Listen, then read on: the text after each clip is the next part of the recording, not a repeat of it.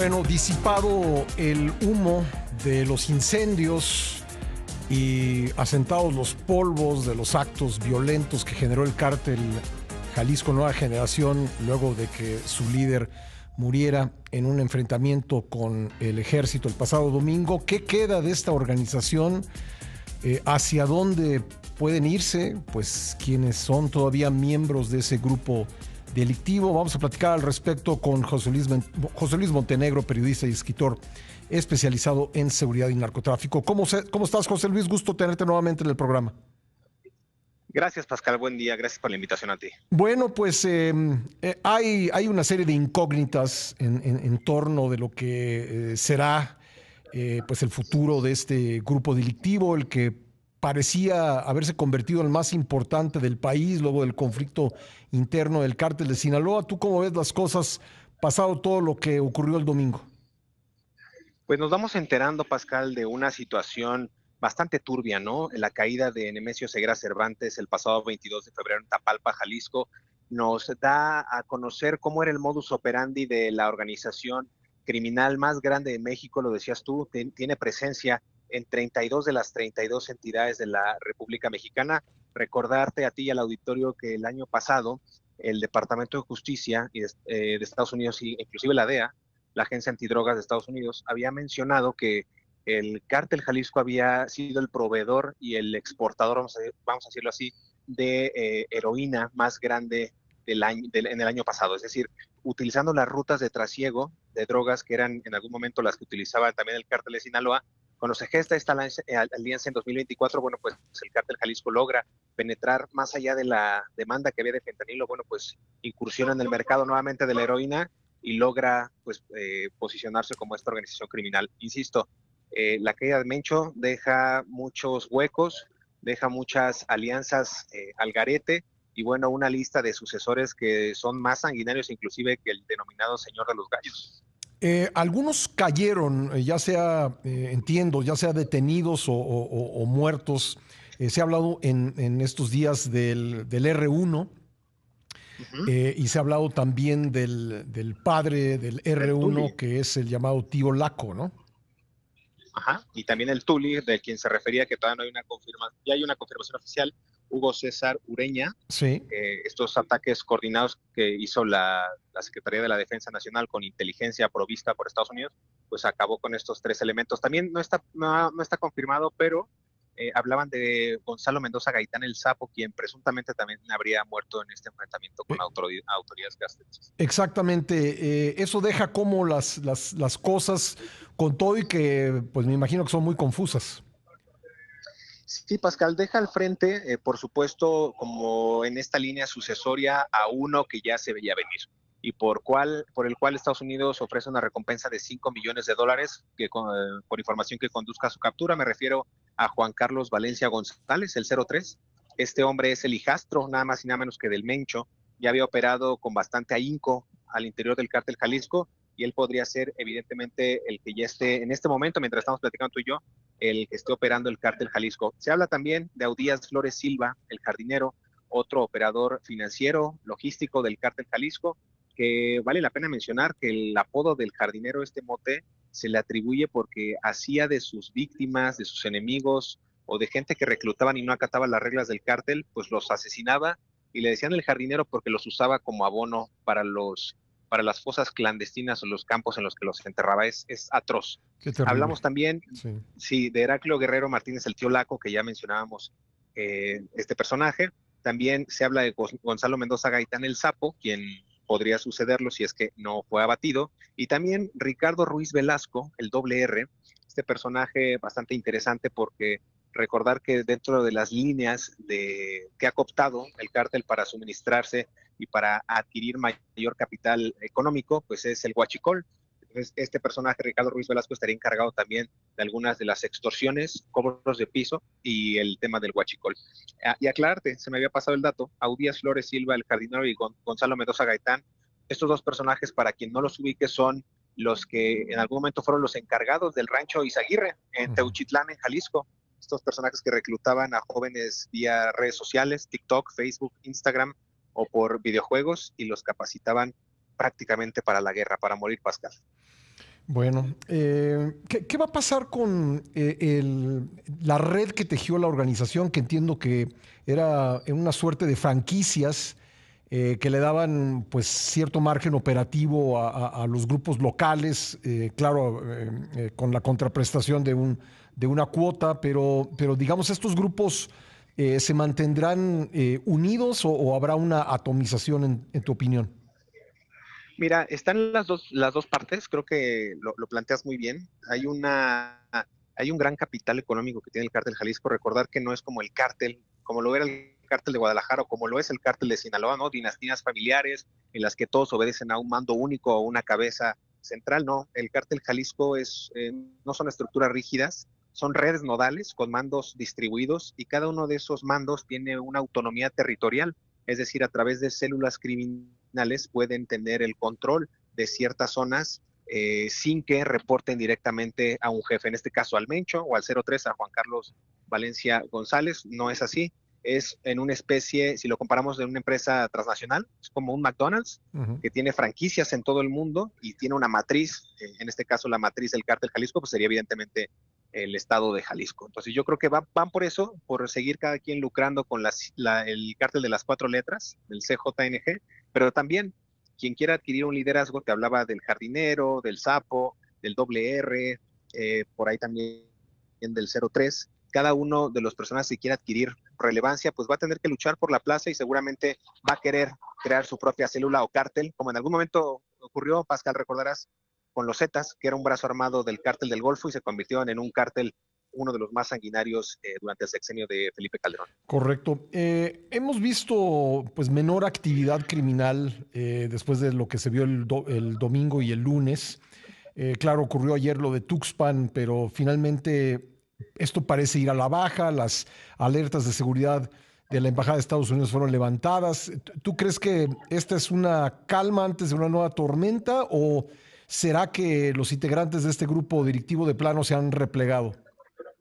No, creo que es el inicio de un reacomodo criminal.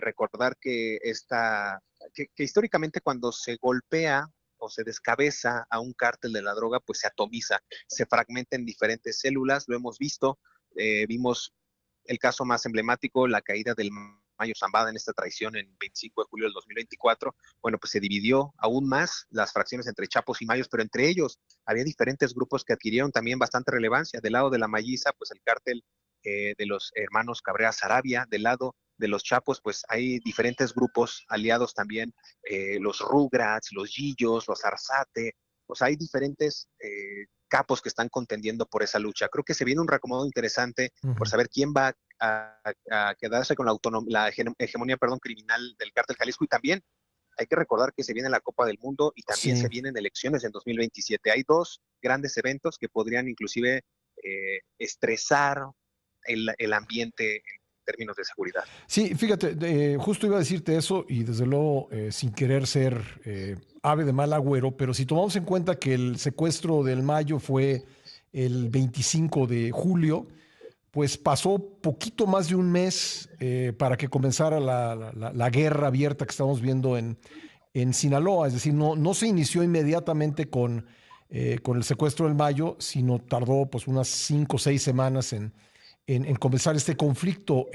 Si se diera una situación semejante, si pasara un tiempo semejante, pues esto ya nos mete en los días del Mundial, ¿no? Exactamente, nos meten los días del Mundial.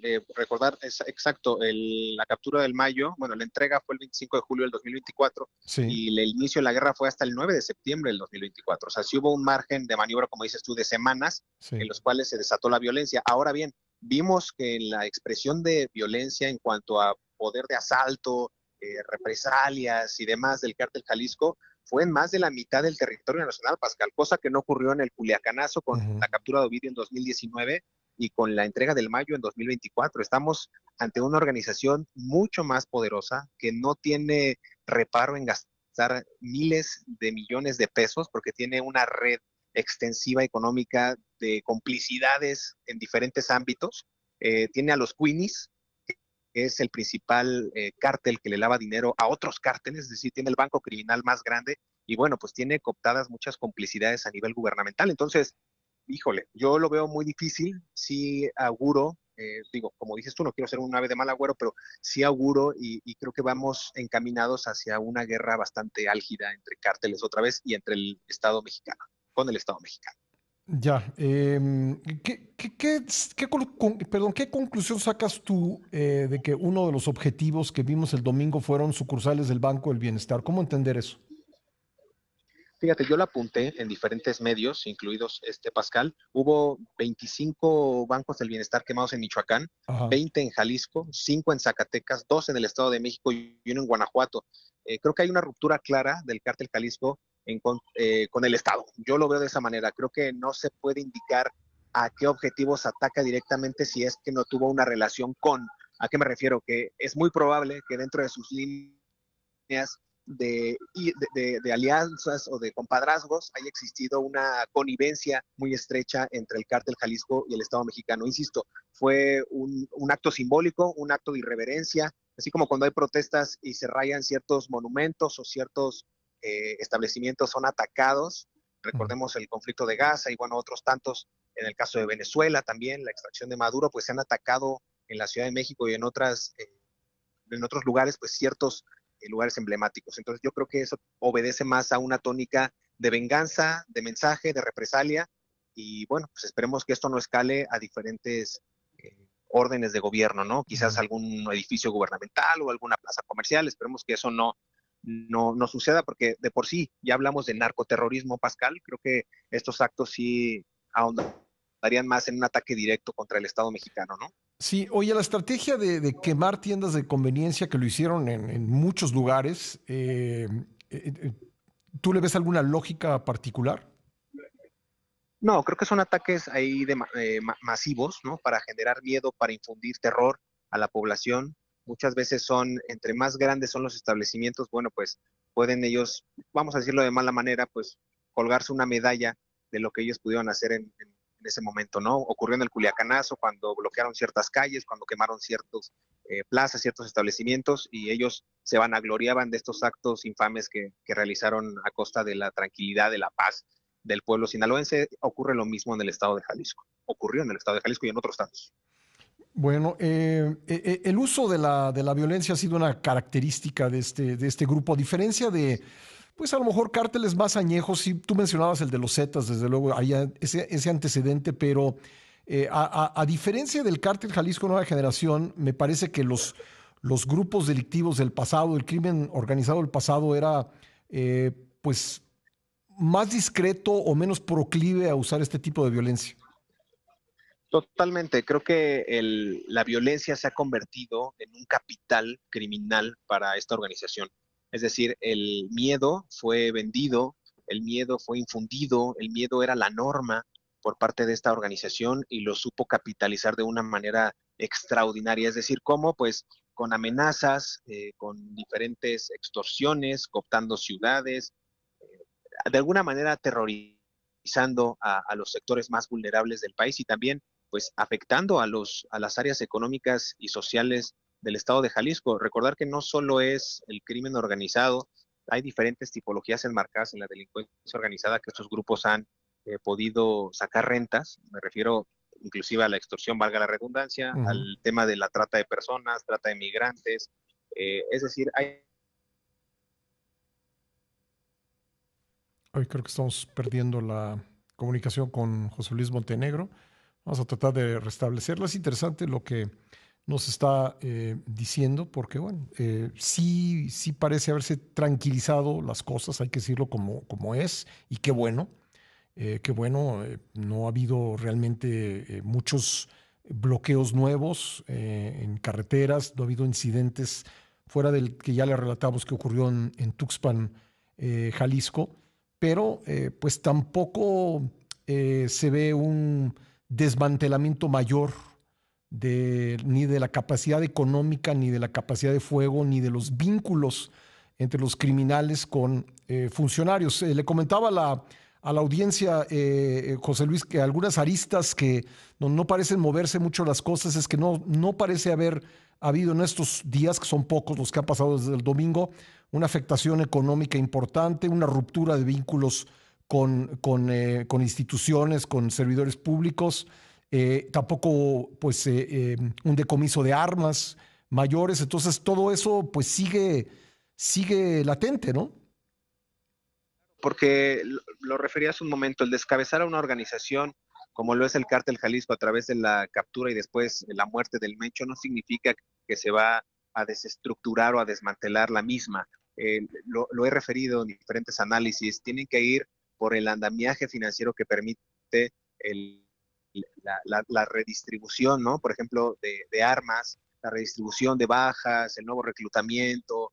Cada vez que hay este tipo de bajas, ya hay 10 o 15 pelados que quieren entrar a suplir Ujú. al patrón, al jefe, al mencho. Entonces yo creo que allí hay una beta muy importante por parte del Estado mexicano si va a desmantelar a quienes le lavan el dinero al Cártel Jalisco Nueva Generación. Las empresas, lo vimos desde 2020, Pascal, la Oficina de Control de Bienes Extranjeros ya en Tapalpa existía una serie de empresas vinculadas Sí. con el Mencho, las cuales estaban haciendo un paraíso fiscal en una zona de Jalisco, ¿no? Y es Ujú. precisamente ese lugar donde se guareció en sus últimos días Nemesio Ceguera. Yo creo que hay que ser demasiado francos y hacer la pregunta pertinente. ¿Hasta dónde va a llegar la investigación de las autoridades? ¿Van a ir por estos lavadores de activos? Ujú. ¿Van a ir por los prestanombres? ¿Van a incautar propiedades? ¿Van a cortar o van a cerrar la llave a este financiamiento ilícito? ¿Y hasta qué niveles llega? Porque si hablamos de México y que México tiene la culpa de todo, pero los Sí, principales proveedores de armas son Estados claro. Unidos y muchas de las cuentas bancarias están en paraísos fiscales igual Sí. en otros países, incluido también el vecino país del norte. Pues José Luis, vamos a estar atentos a todo ello y te agradezco mucho que me hayas tomado la llamada. Te mando un abrazo, Pascal. Gracias por la Otro de invitación. vuelta, José Luis Montenegro, periodista y escritor especializado en seguridad y narcotráfico.